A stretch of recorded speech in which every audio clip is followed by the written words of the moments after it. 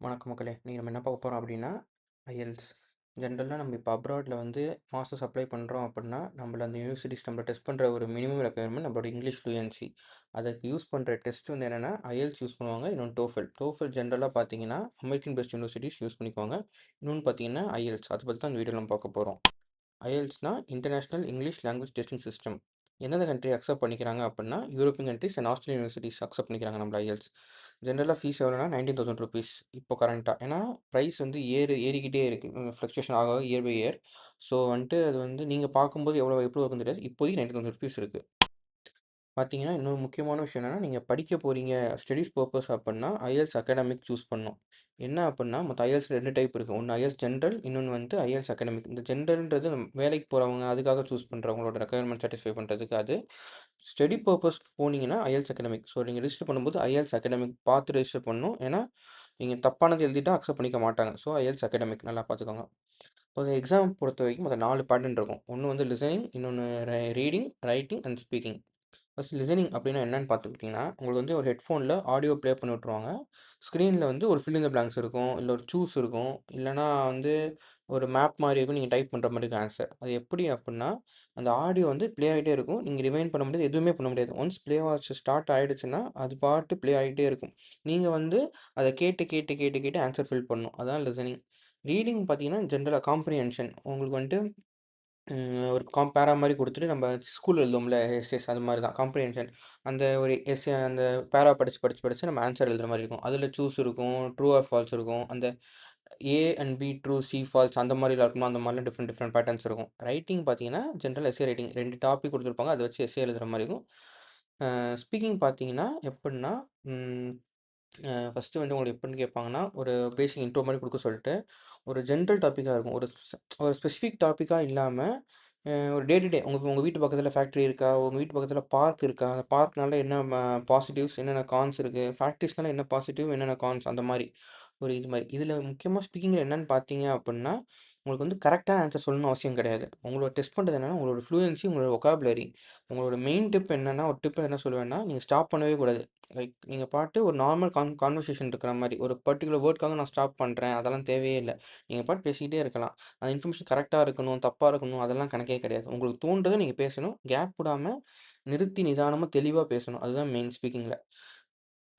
அடுத்தது வந்து இன்னொன்னு லிசனிங்ல வந்துட்டு ம் இந்த எல்லா இந்த லிசனிங், ரீடிங், ரைட்டிங்ல 3த்துலயும் எப்படி இருக்கும்னா, செக்ஷன்ஸ் இருக்கும். லிசனிங்ல பார்த்தீங்கன்னா, ஒரு 4 செக்ஷன் இருக்கும். செக்ஷன் வைஸ் செக்ஷன் உங்களுக்கு வந்து டிஃபிகல்ட் இன்கிரீஸ் ஆகிக்கிட்டே இருக்கும். ஃபர்ஸ்ட் செக்ஷன் வந்து செகண்ட் செக்ஷன விட கொஞ்சம் ஈஸியா இருக்கும். செகண்ட் செக்ஷன விட தேர்ட் செக்ஷன் கஷ்டமா இருக்கும். ஃபோர்த் செக்ஷன் அத விட கஷ்டமா இருக்கும். ரீடிங்ல பார்த்தீங்கன்னா 3 செக்ஷன், ரைட்டிங்ல வந்து 2 செக்ஷன் இருக்கும். ஸ்பீக்கிங்ல சும்மா ஜென்ரலா நீங்க நார்மல் கான்வர்சேஷன் தான். முக்கியமா இது.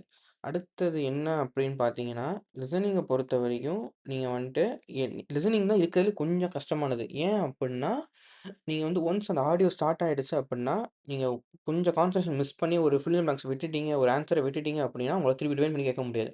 போனது போனது தான். ஸோ, லிசனிங் தான் வந்துட்டு கொஞ்சம் இருக்கிறதுலே கஷ்டமானது. மிச்சம் 3த்த கம்பேர் பண்ணும்போது. ஆனா, லிசனிங் தான் இருக்கிறதுலே ஸ்கோர் ஈஸியா எடுக்கிறதும் கூட. ஏன் அப்டின்னா, லிசனிங்ல வந்து உங்களுக்கு ஆன்ஸர் டெஃபினட்டிவா இதுதான் ஆன்ஸர் அப்டின்னு தெரிஞ்சிரும். பட் ஸ்பீக்கிங், ரைட்டிங்லலாம் வந்துட்டு நம்ம எழுதுறது வந்து அந்த ரிவ்யூ பண்றவங்க நம்மள வந்து மார்க் போடுவாங்க. இவ்வளோ மார்க் போதும்ன்னு சொல்லிட்டு மார்க் போடுறது. லிசனிங் மட்டும் தான் லைக் கிறிஸ்டல் கிளியரா உங்களால ஆன்ஸர் எழுத முடியும். ஸோ, ஈஸியா 9 பேண்ட் எடுக்க முடியும்.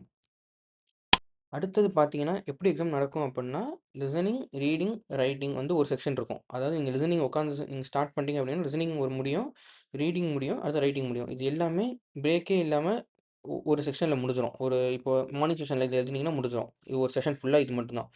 நடுவுல நீங்க பிரேக் கேட்டா, நீங்க வந்து தனியா ரெஸ்ட் ரூம் யூஸ் பண்ணிக்கலாம். அதெல்லாம் ஒண்ணும் பிரச்சனை கிடையாது. பட் தனியா அவங்க இன்டர்வல் கேப் விடுவாங்களா? அந்த மாரிலாம் கிடையாது. லைக் கன்டினியூஸா ஒரு செஷன் ஃபுல்லா நடந்து முடியும். அடுத்தது ஸ்பீக்கிங் தனியா நடக்கும். இப்போ ஸ்பீக்கிங் எப்படி நடக்கும் அப்புட்ன்னா, இப்போ மார்னிங் செஷன்ல வந்து நீங்க லிசனிங், ரீடிங், ரைட்டிங் முடிக்கிறீங்கன்னா, ஆஃப்டர்நூன் செஷன்ல வந்து ஸ்பீக்கிங் இருக்கும். அப்படி இல்லையா, இப்போ 20த் எக்ஸாம்னு வச்சுக்கோங்க. 18, 19 இந்த 2 நாள்ல உங்களுக்கு ஸ்பீக்கிங் இருக்கலாம். இல்ல 20 நீங்க லிசனிங், ரீடிங், ரைட்டிங் முடிச்சதுக்கப்புறம் 21, 22 கூட உங்களுக்கு ஸ்பீக்கிங் இருக்கலாம்.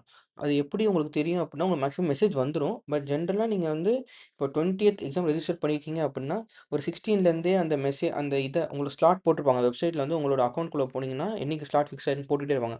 நீங்க வந்து 16, 17லாம் டெய்லியும் பார்க்குறது ஒரு ஹேபிட்டா வச்சுக்கோங்க. ஏன்னா ஸ்லாட் மிஸ் பண்ணிட்டீங்கன்னா, அது உங்களுக்கு தான். ஏன்னா ரூ. 19,000 நம்ம கட்டுறோன்றப்போ சும்மா இருக்க முடியாது.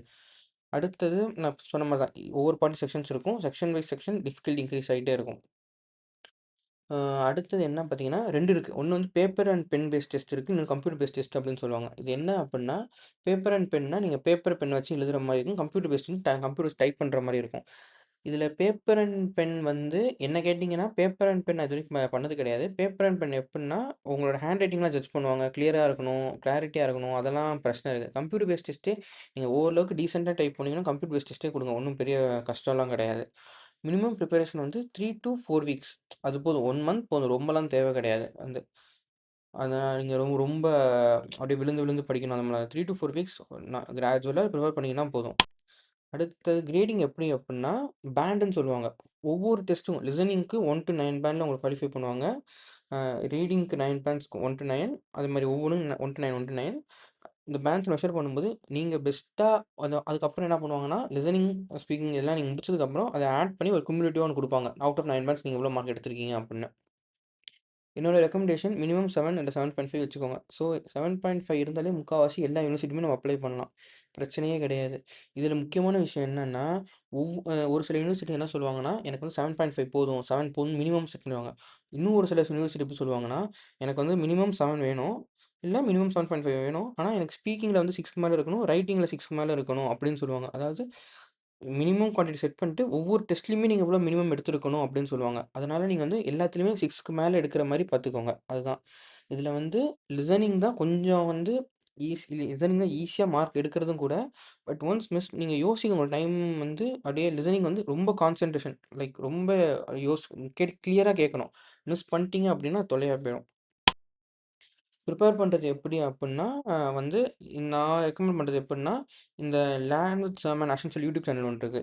இதுல ஐஎல்ஸ் பேஸ் பண்ணி. அதுல வந்து அவங்க வந்து ஒரு ஃபுல் வீடியோ செஷனே போட்டுருப்பாங்க. ஒரு 9 ஹார்ஸ் வீடியோ அந்த மாரி போட்டுருப்பாங்க. அந்த வீடியோ பார்த்தீங்க அப்புட்ன்னா, உங்களுக்கு வந்து புரியும். லைக் என்னென்ன பேட்டர்ன் இருக்கு, எப்படிலாம் எக்ஸாம் அப்ரோச் பண்ணலாம், ஒரு ஹிண்ட் மாரிலாம் குடுப்பாங்க. ஒன்ஸ் அந்த வீடியோ வந்து லிசனிங்க முடிச்சுட்டு, நீங்க லிசனிங் பிராக்டிஸ் பண்றது முடிச்சுட்டு பிராக்டிஸ் பண்ணீங்க அப்புட்ன்னா, உங்களுக்கு வந்து like you are prepared your self. Mark வந்து இந்த வெப்சைட், இந்த ieltsonlinetest.com இந்த வெப்சைட்குள்ள போனீங்க அப்புட்ன்னா உங்களுக்கு வந்து மார்க்ஸ் இருக்கும். லிசனிங் மார்க்ஸ் தனியா, இது தனியா, இது தனியா ஃபுல் செஷனா உட்காந்து நீங்க ஒரு எக்ஸாம் எப்படி எழுதுவீங்க?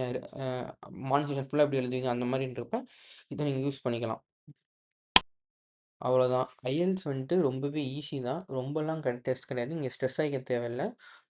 ப்ராப்பரா ப்ரிப்பேர் பண்ணிட்டு போனீங்கன்னா, ஈஸியா மார்க் எடுத்துடலாம். நம்ம வந்து 8 பேண்ட், 9 பேண்ட்லாம் எய்ம் பண்ணணும்னு அவசியம் இல்ல. உங்க இஷ்டம். நீங்க 8, 9 எய்ம் பண்ணீங்கன்னா அது ஓகே. பட் மினிமம் 7, 7.5 போதும். ஸோ, உங்களோட யூனிவர்சிட்டி ரெக்யர்மென்ட்க்கு ஏத்த மாரி நீங்க பார்த்து வச்சுக்கோங்க. அதுக்கேத்த மாரி கான்சன்ட்ரேட் பண்ணாலும் நல்லது தான். ஒண்ணும் பிரச்சனை இல்ல. நன்றி.